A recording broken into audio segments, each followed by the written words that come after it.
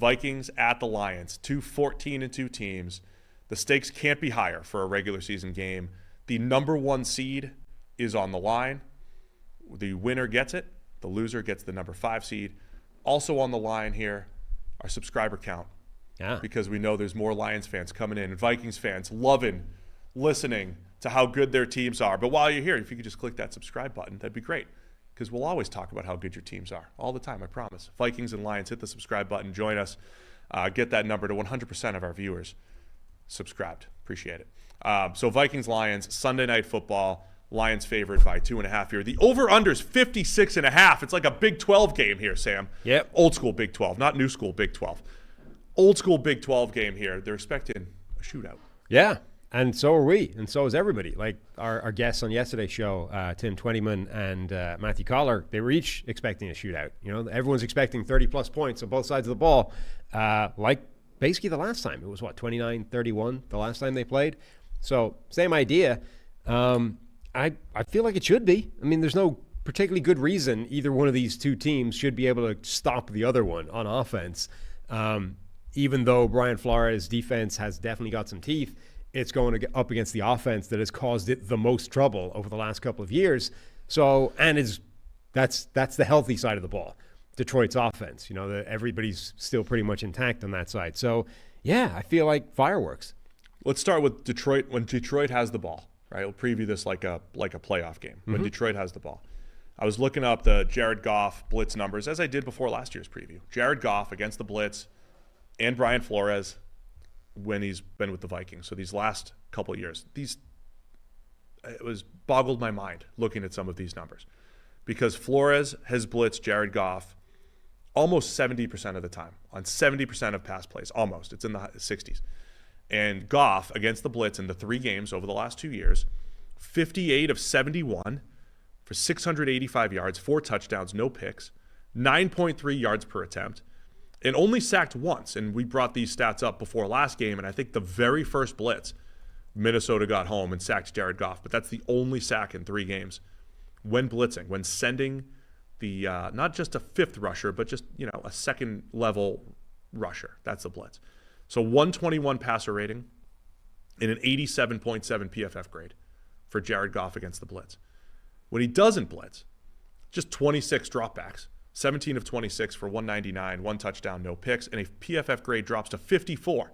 Now, these are small sample sizes and everything, but it's 3 straight games, and I know you'll say, hey, there's stylistically maybe the results were different, but 3 straight games, Brian Flores, who has blitzed the crap out of everybody in the league this year and had a lot of success, has blitzed Jared Goff at the same rate, if not higher, and gotten torched.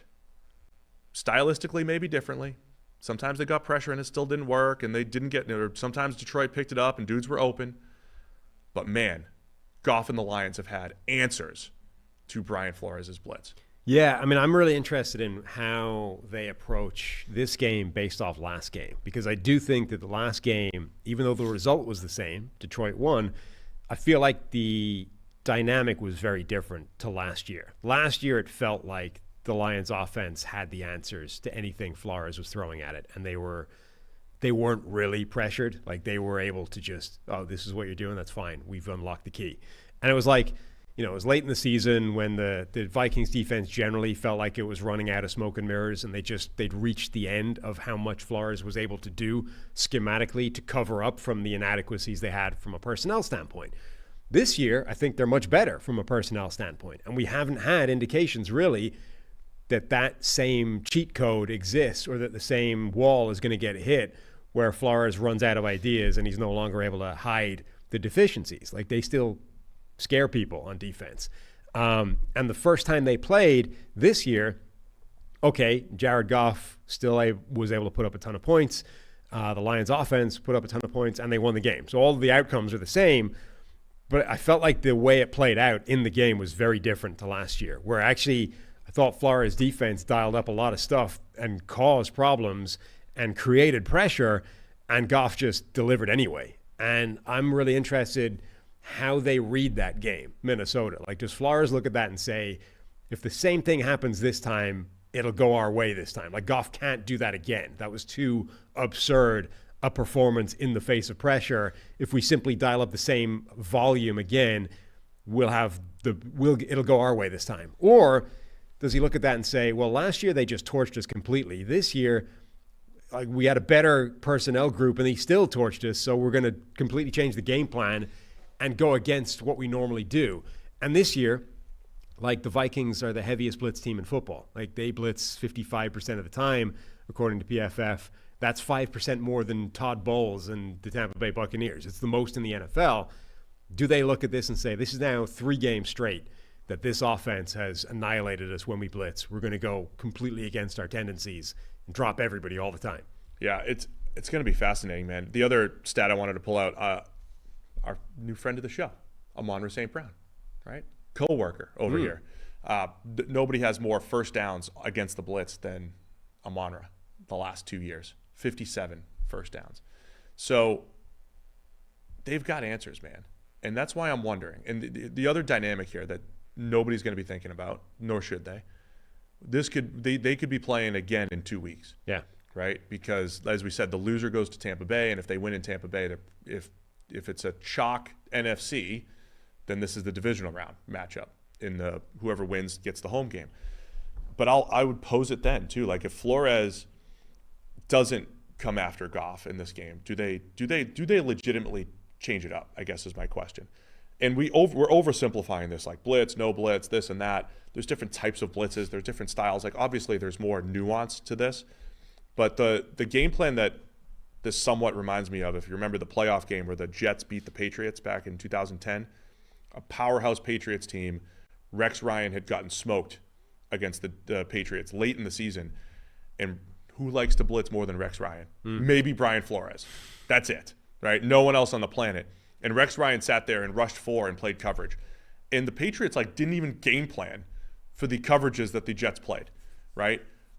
If the Lions are going to spend all their time expecting to have 60% blitz answers left and right, do you sit back and just play soft zone coverage and try to stop the run and make the Lions play a patient, grinded out game when they're itching to get those big plays, right? They're itching to get a trick play here and there. They're itching to get Jameson Williams behind the defense to free up Sam Laporta up the seam and make them play a patient game. I am fascinated to see if Brian Flores completely change, could go completely opposite in one game, just to see if that's going to work this time. Yeah, but it's also like in this game where we're expecting it to be a shootout, and this is applicable to both sides of the ball, I think.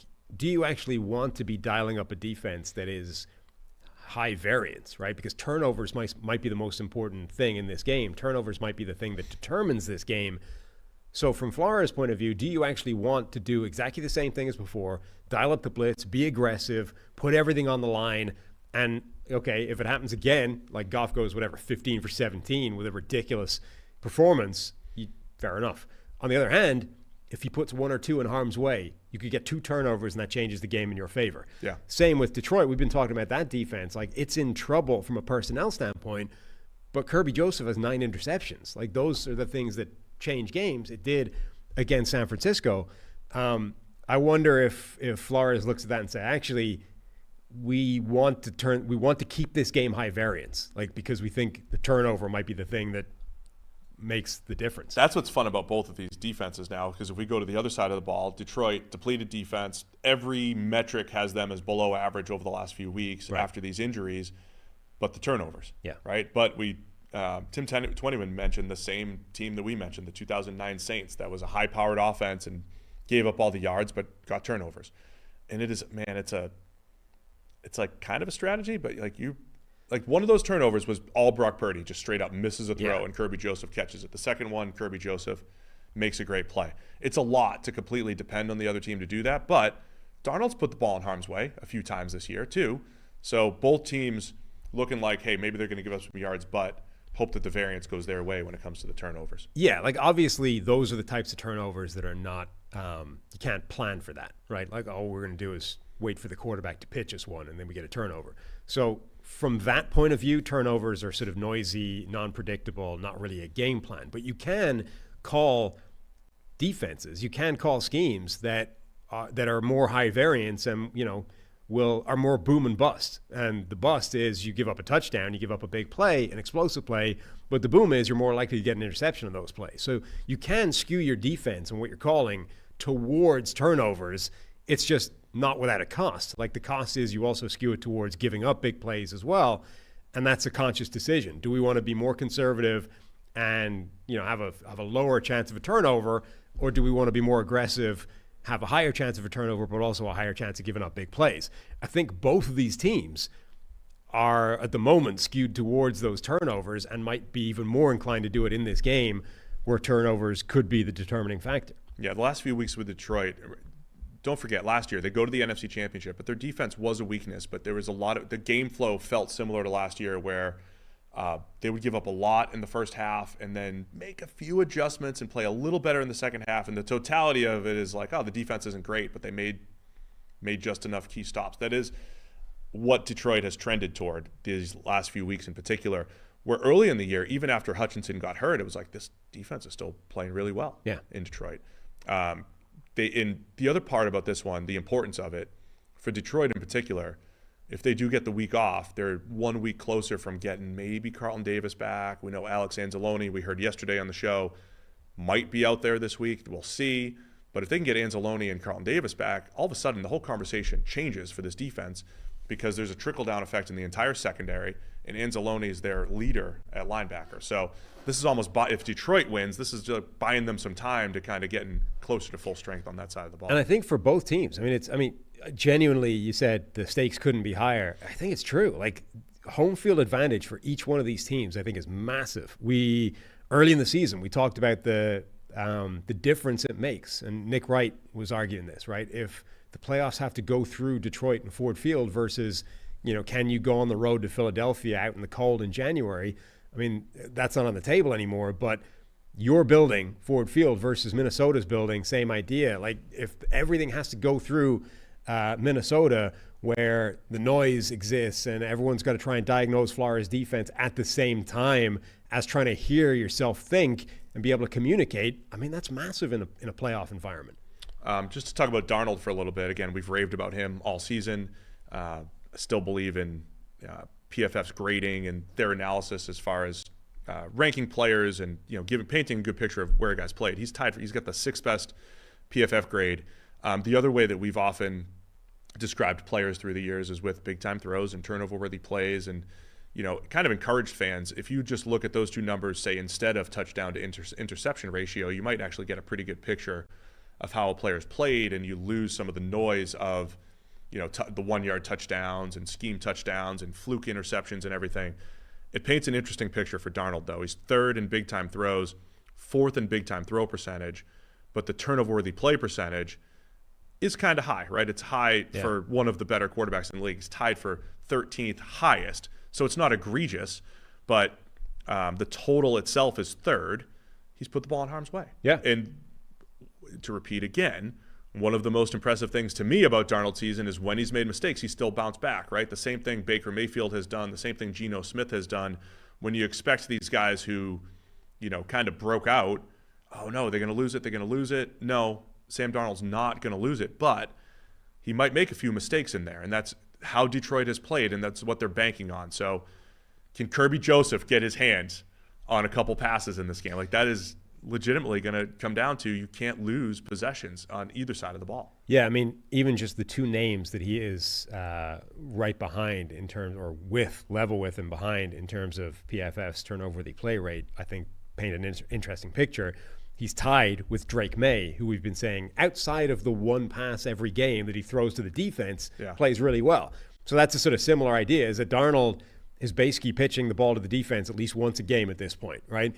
And then the other player is Matthew Stafford, for whom that's always been kind of a trend as well. Like, Stafford has always given the defense opportunities, including in their Super Bowl run where he put the ball in a Buccaneer defender's hands in the end zone. Like, he threw the ball a couple of times, and it's whether or not teams take advantage of those. And we saw last week, the comeback for Green Bay kind of started when Darnold made his first big mistake, put the ball in harm's way, turnover. So, yeah, the chances are Darnold is going to give Detroit a chance at some point in this game to turn the ball over and steal a possession in what could be a shootout, could be an old Big 12 type of game, Could be an arena league type of game where you're talking possessions, right? And that's a possession that instead of ending in points goes to the other team. And that could be huge.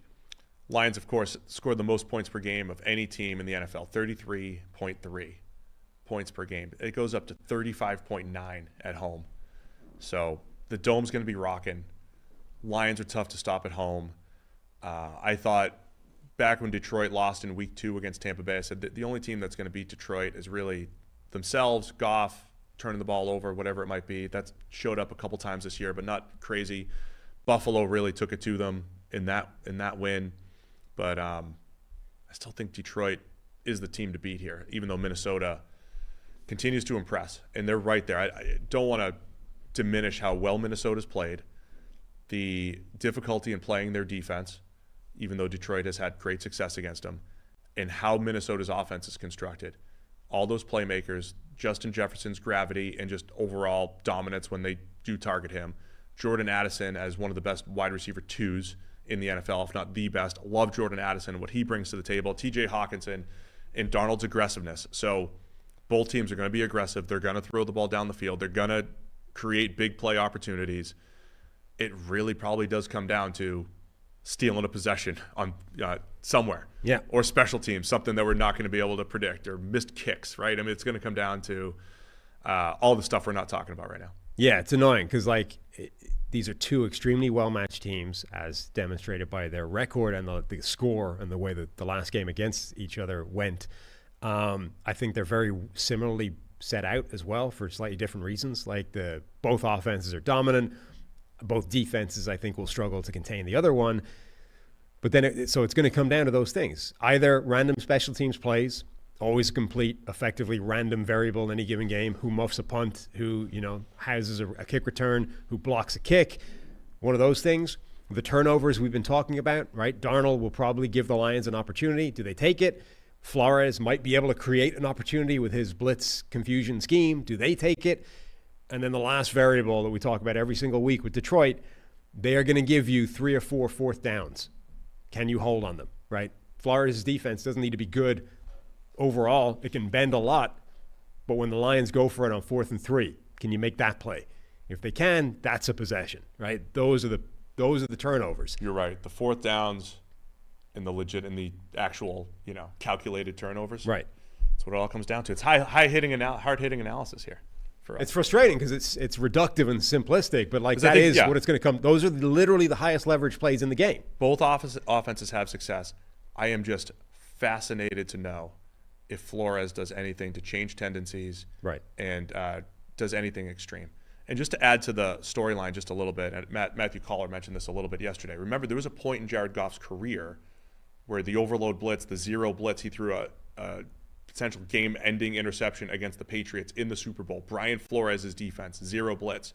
Goff, seeing ghosts, chucked it up. Sorry, Darnold. 2020 game. Flores' Dolphins, zero blitz against Goff and the Rams. Couldn't handle it.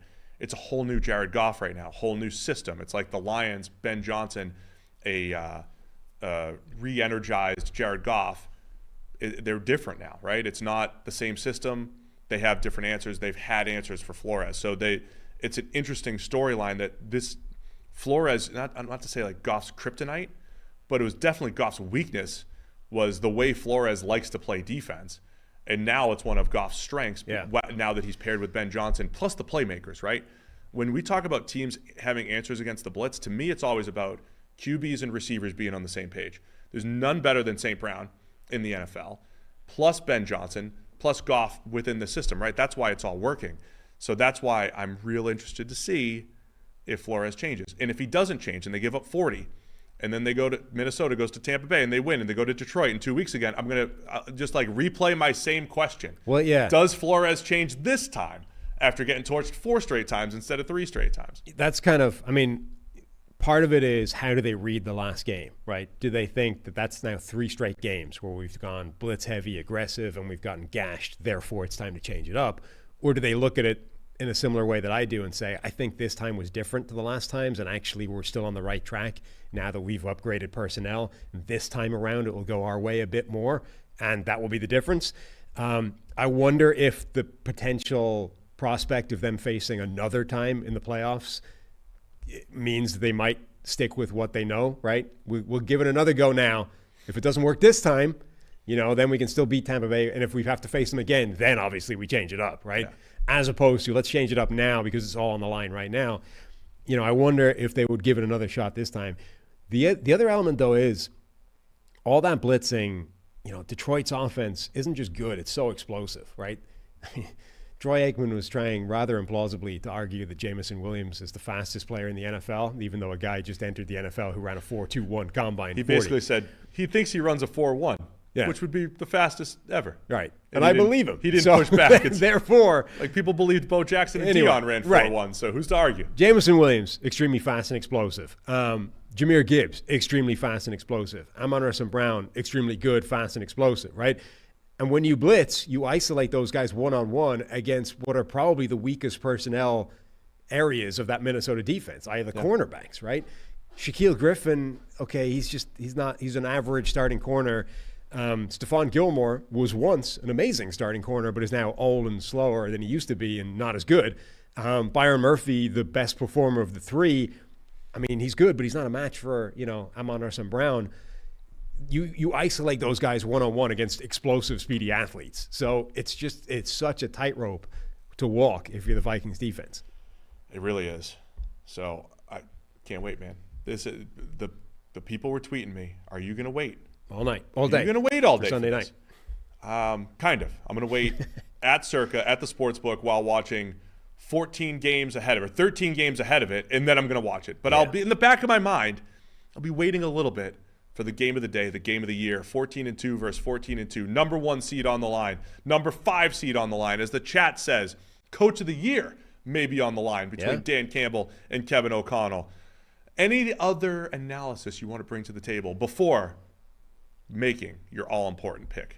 No, I don't think so. Is there any award this year that's actually, clear? I mean, MVP is a mess every week. We've been making Defensive Player of the Year cases for everybody. I mean, I know Kevin O'Connell is the favorite for Coach of the Year, but, you can make a compelling case for a lot of people. Every award this year seems to be wide open. Off the top of my head, I could see Saquon getting Offensive Player of the Year. Just as the non-MVP, here you go deal. And, that just being the most likely answer to that award. Sure. But even that, Jaden Daniels probably gets Offensive Rookie despite Brock Bowers' stats. Yeah. That's one that should be close, but probably isn't. Jared Verse probably gets Defensive Rookie, right? That's the clearest one, I think. Yeah. That's the clearest one. But yeah, there's, stuff on the line. Head coach, Coach of the Year on the line. Maybe Darnold's Comeback Player of the Year. I don't know that he qualifies because he wasn't hurt. So they've. What were the new? Ross was breaking down the new qualifications. Yeah. I'd have to find the ballot. Let's not do that right now. It basically means they've effectively introduced the Joe Flacco rule, which is you now need to be coming back from something that kept you out. You can't just be coming back from not being good. Joe Burrow, Comeback Player of the Year. Yeah. Coming back from the wrist. From the wrist injury. You can't just be coming back from not being good last year. You can come back from death. You can. I mean, how can you trust any voting after DeMar Hamlin does not win Comeback Player of the Year? You people. Unbelievable. All right, let's make some picks. Okay. Detroit by 2.5. Where are you going to go? We'll go with the Lions to win and cover at home. You are? Yeah. I don't want to do 3. Harry's going to take Detroit. I'll just take Minnesota. Just do it. I think it's Detroit. I'm taking Minnesota. At this point, it's not like the games matter to you anymore. 115th and whatever. Thanks for watching all the way to the end of our video. For more great content, click here to subscribe and here to watch another video. We'll see you again soon.